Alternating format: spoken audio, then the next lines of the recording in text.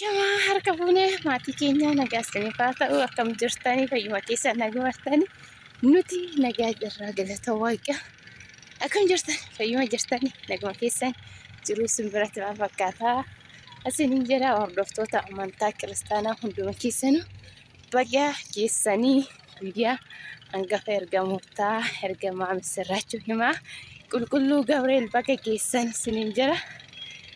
Baga walumaan geenye kino Gabriel deemaa jirra argitanii nuti waan ta'eef iddoon kun iddoo bashannanaati namni baay'ee footoo itti ka'aa jira iddoo bashannanaati jechuudha kino nullee kana bareennee deemaa irra isiniin jenna kaasuuf mucaan kee ammoo na duuba jiranii nama baay'eetu jira waan ta'eef namni duuba jira kino argitan yoo ta'e nama baay'ee na duuba jira. Isaan as jiru jechuudha footoo ka'aa jira namni baay'een isaanii argitanii innaa baga geessa isiniin jenna warroonni biyya alaattis biyya keessas jirtan ta'ee hunduma keessanuu jechuudha baga guyyaa kana geessanii isiniin jenna. Egaa nuti nagumaa galata rabbii amma mana amantaa bira ga'uu ga'e. Kan kunoo argitanii boorsallee baannee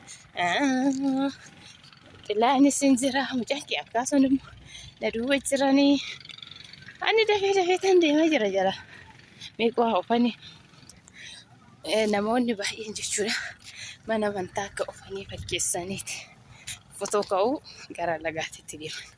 Iddoon kun iddoo bashannanaa Arduu Masnaanyaati. Gabriel immoo osoo cinaa jira waan ta'eef nurraa baay'ee fagaatu innaa kanaaf isiniin jira anis immoo amma achi deeman jira isiniin jira wajjumaan waan jiru laalla kanaafiyyuu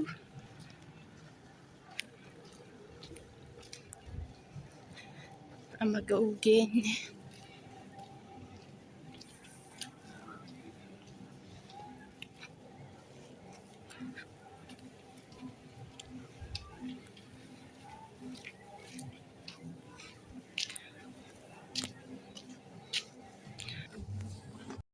Kenya jirra jechuudha Gabriel.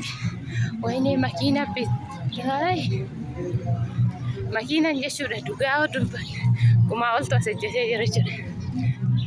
Poolisiin alaalee sana dhaabbate jechuudha akka fatu.